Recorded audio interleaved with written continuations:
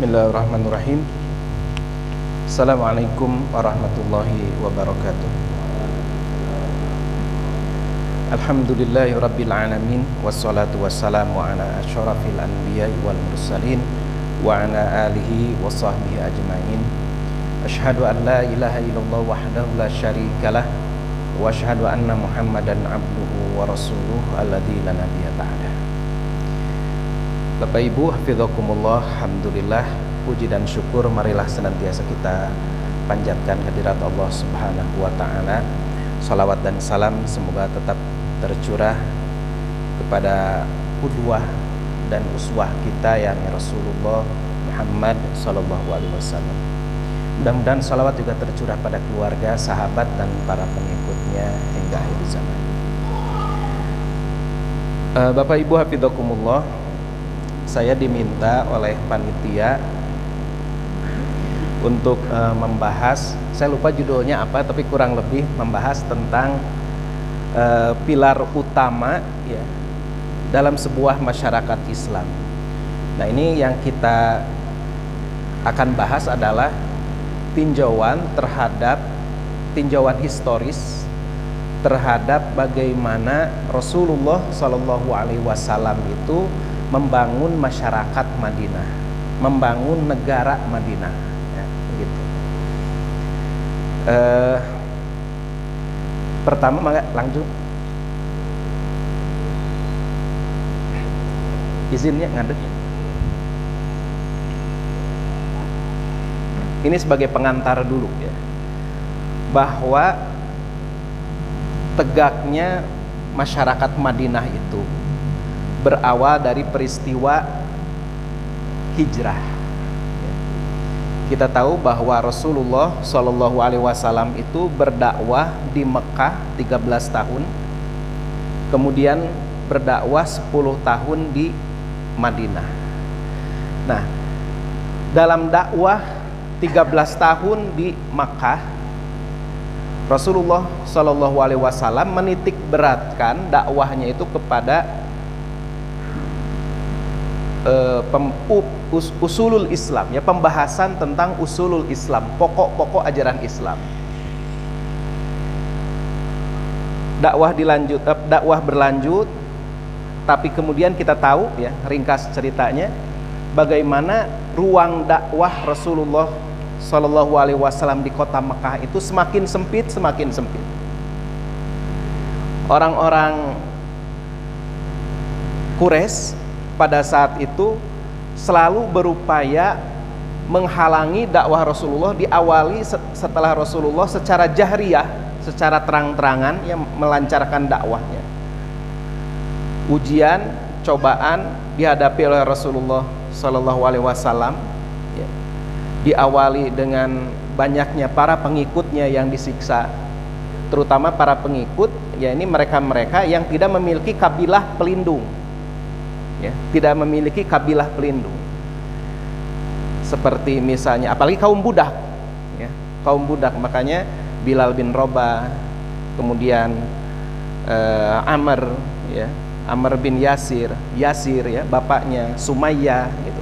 Ini adalah orang-orang yang tidak memiliki kabilah pelindung, sangat mudah sekali disiksa gitu. Atau kalau punya kabilah pelindungnya, ya justru kabilahnya itu yang menyiksa gitu, menyiksa anggota-anggotanya yang mereka masuk Islam, dipaksa kemudian supaya mereka ini keluar dari Islam gitu.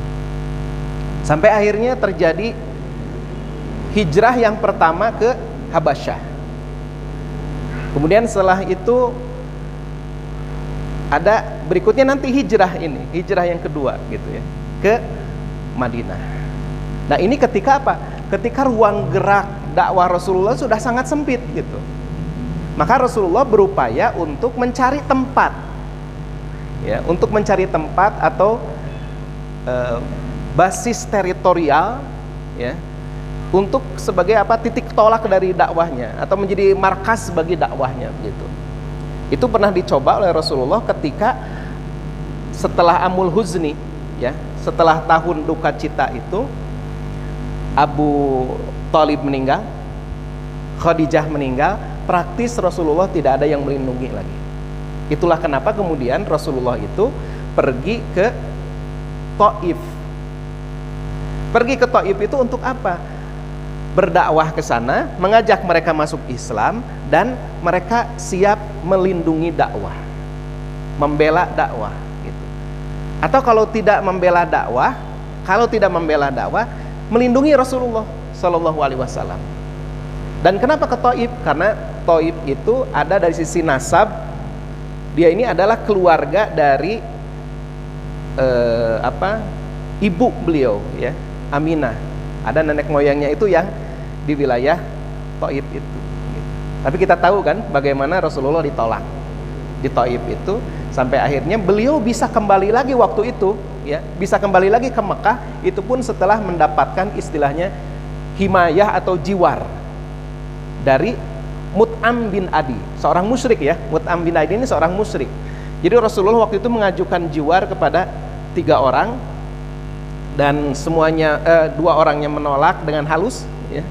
Yang barulah Mut'am bin Adi itulah kemudian memberikan perlindungan, sehingga Rasulullah itu bisa masuk lagi setelah dari Taif, bisa masuk lagi ke Mekah gitu. Jangan dikira ketika dari Taif itu pulang masuk aja ke Mekah bulu-bus gitu ya. Enggak. Tapi harus minta perlindungan dulu. Karena Rasulullah itu terancam secara jiwanya, ya. Terancam ketika beliau berani-beraninya keluar dari kabilahnya begitu, ya. Dari kabilahnya keluar kabilah, yakni ke Taif gitu. Jadi untuk tradisi pada saat itu seperti itu, orang yang sudah memang memisahkan diri dari kabilahnya, meminta perlindungan kepada kabilah yang lain itu gitu.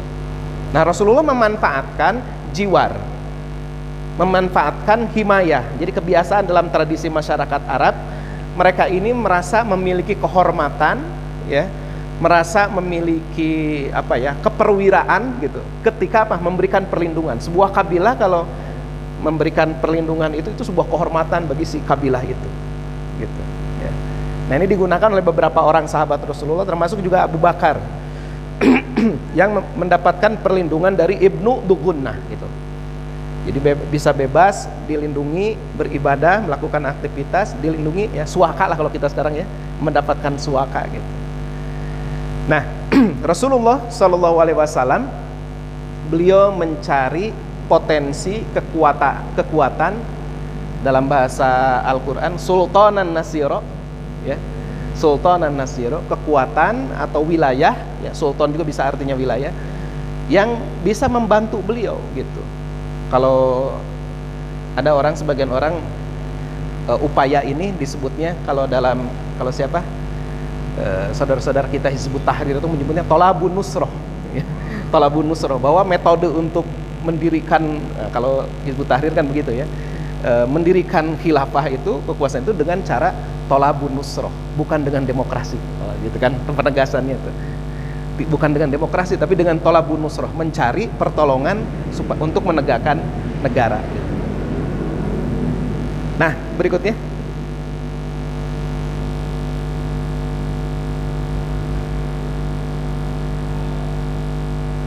Nah, berikutnya, ya. Ini sudah barusan.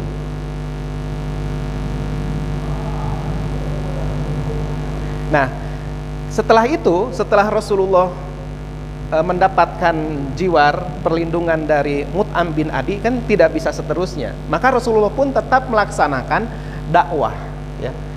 Dimanfaatkanlah masa-masa ketika misalnya musim haji, ya. Ketika musim haji orang-orang berkumpul di Mekah, Rasulullah mendatangi kabilah-kabilah. Mendatangi kabilah Bani Amir, Ghassan, Bani Fazarah, Bani Murrah, dan seterusnya. Didatangi satu-satu oleh Rasulullah, ya. Didatangi untuk apa? Memperkenalkan bahwa dirinya adalah utusan Allah, kemudian dibacakan Al-Quran, diperkenalkan ajaran Islam. Lanjut.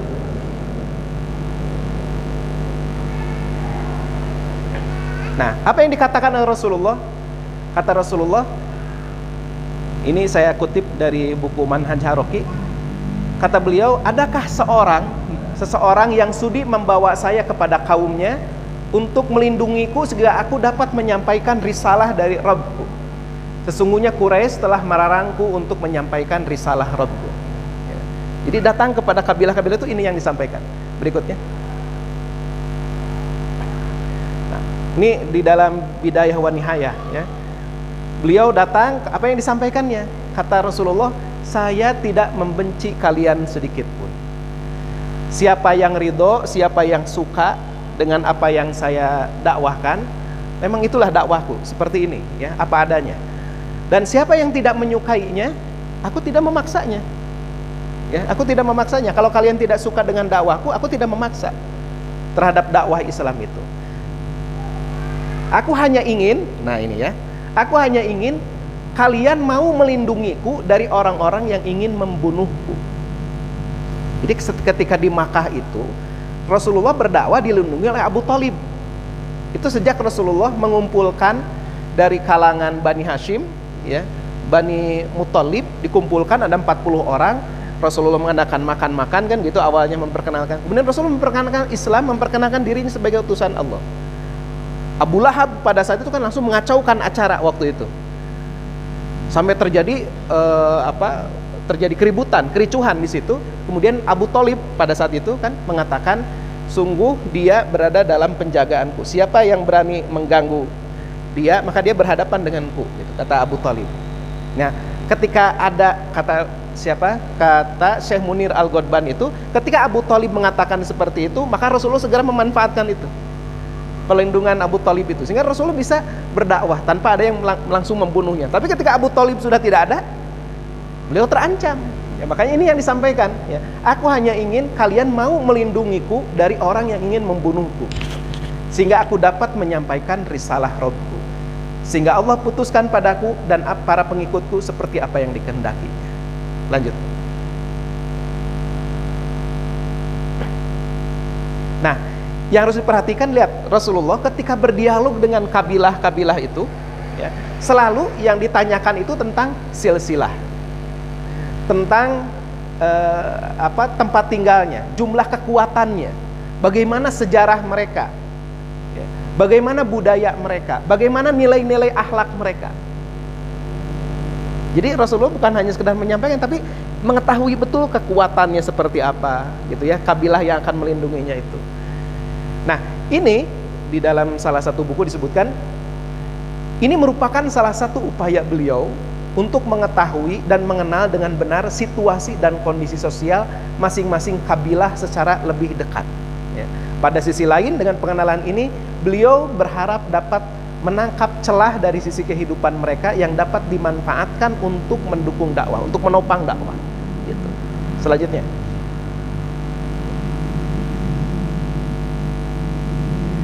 nah akhirnya, ya, setelah Rasulullah berupaya mendatangi kabilah-kabilah, akhirnya Rasulullah mendapatkan dukungan dari suku Aus dan Khazraj yang berasal dari Madinah, ya, atau Yastrib dulu, ya, namanya Yastrib. Suku Aus dan Khazraj, ya, kita kemudian menyebutnya dengan Ansor, kaum Ansor, ya, kaum penolong. Ansor itu artinya, ya, penolong, pembela. Mereka datang, ya, mereka datang ketika musim haji, berdialog dengan Rasulullah SAW dan kemudian menyambut dakwah Rasulullah. Selanjutnya, nah, ketika Rasulullah SAW datang ke Madinah, berhijrah, maka disebutkan oleh Syekh Muhammad Al-Ghazali bahwa ada 3 hal, ini 3 hal pokok, ya, yang dibangun oleh Rasulullah SAW dalam menegakkan negara Madinah. Yang pertama adalah membangun masjid. Kemudian yang kedua, mempersaudarakan muhajirin dan ansor. Kemudian yang ketiga, penandatanganan piagam Madinah. Kalau kita cermati, ya, Bapak Ibu sekalian, 3 hal ini adalah sebetulnya merupakan pilar tonggak, ya, tegaknya masyarakat Madinah, gitu, ya. Maka selanjutnya, membangun masjid.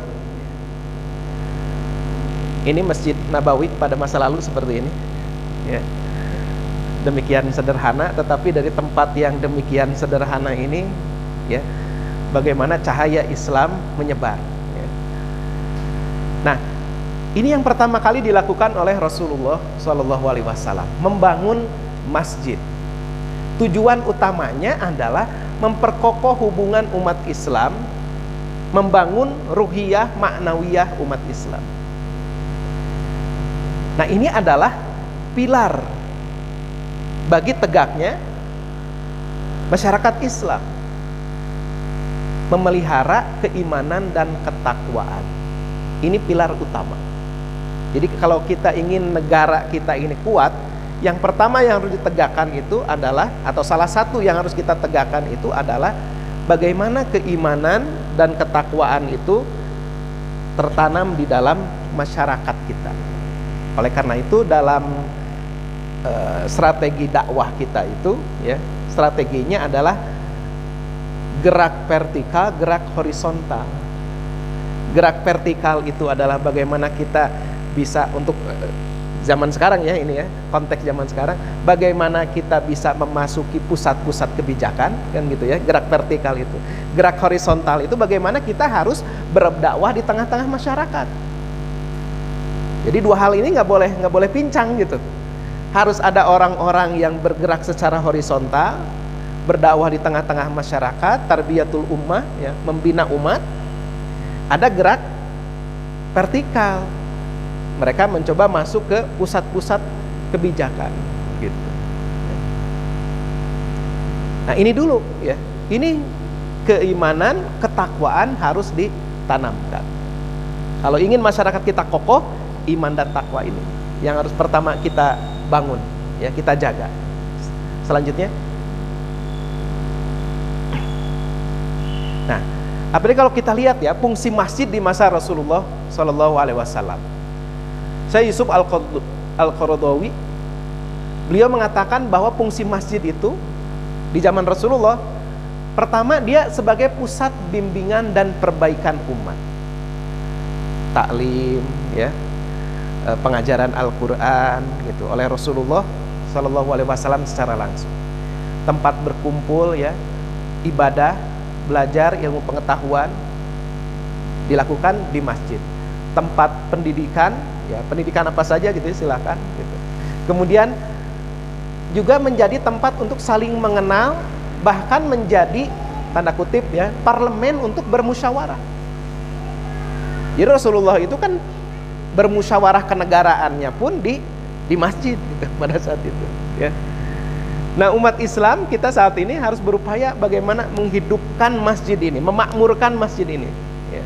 Bukan hanya sekedar menjadi tempat kita melaksanakan sholat gitu, ya, bukan hanya untuk melaksanakan sholat saja, tapi bagaimana dia bisa menjadi pusat bimbingan dan perbaikan umat. Masjid ini menjadi markas dakwah gitu, menjadi pusat dakwah. Itu yang harus kita upayakan, ya. Dan selanjutnya yang lainnya gitu. Maka selanjutnya,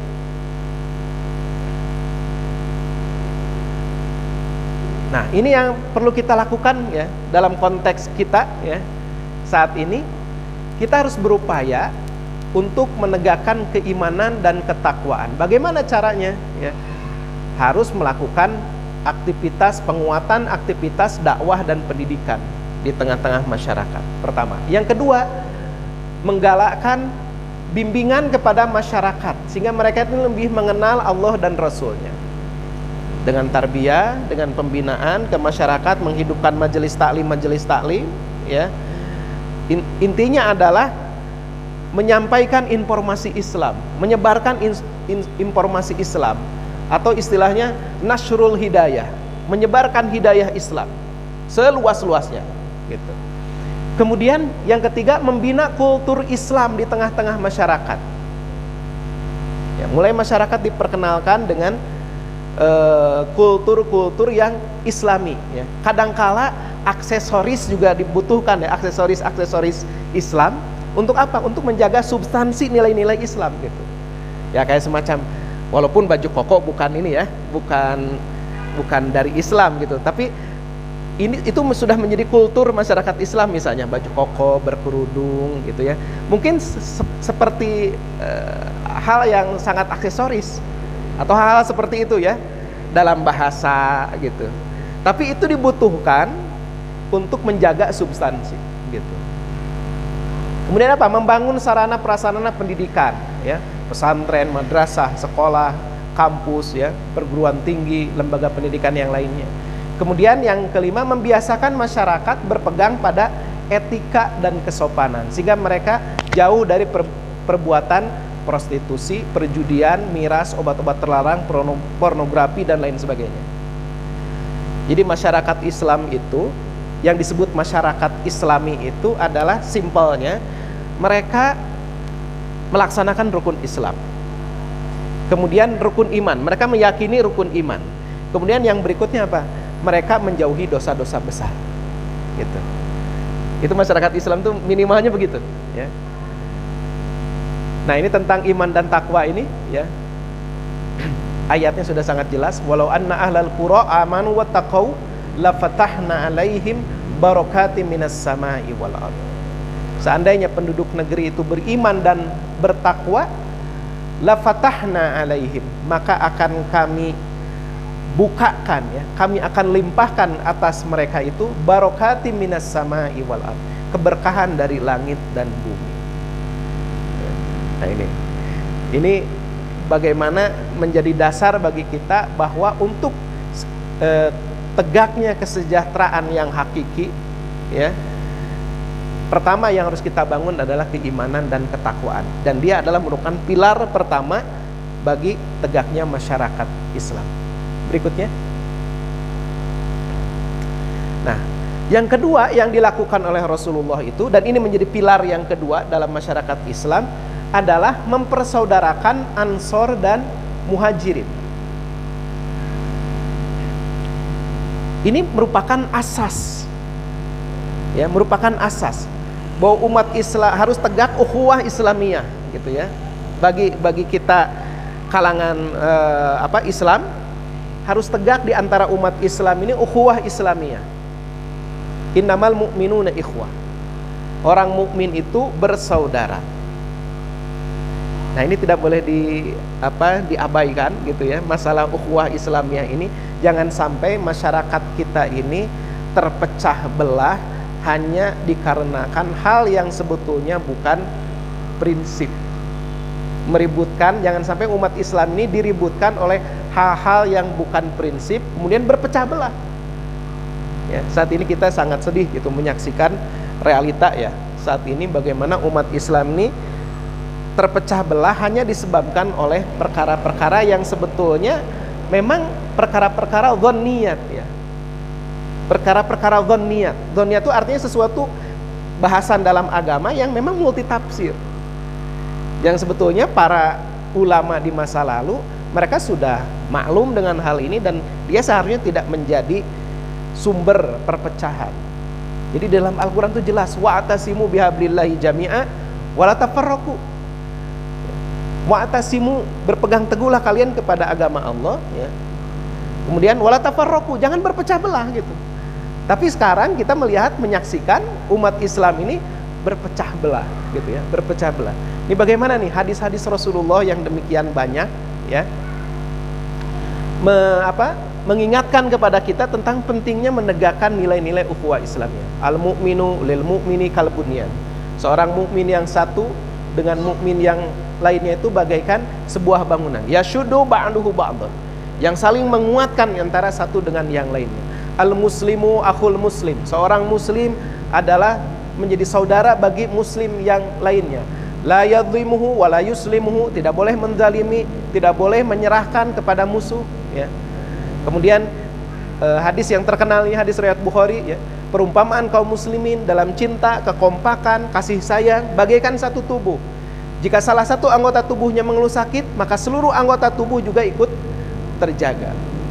Banyak sekali gitu hadis-hadis yang mengingatkan kita tentang ukhuwah Islamiyah ini, ya.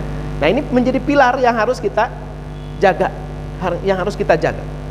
Selanjutnya, nah, kemudian apa? Asobiyah, ya. Asobiyah ini digerus, ya, digerus, gitu. Nah, yang dimaksud dengan asobiyah ini adalah membela. Kalau cinta kepada suku tempat di mana kita tumbuh lahir, gitu ya, itu bukan asobiyah, kecintaan, gitu. Karena kita misalnya orang Sunda senang dengan hal-hal yang berasal dari tanah Sunda, itu bukan asobiah. Cinta, membela gitu ya, itu bukan asobiah. Asobiah itu adalah membela kelompok kita, suku kita, bangsa kita ya, dalam hal kezaliman. Ya, sebagaimana disebutkan oleh Rasulullah SAW ya.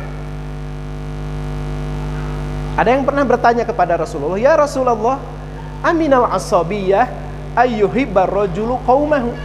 Apakah orang tersebut dianggap sebagai asabiyah ketika dia mencintai kaumnya? Ya, mencintai kaumnya. Kata Rasulullah, "La." Tidak ya.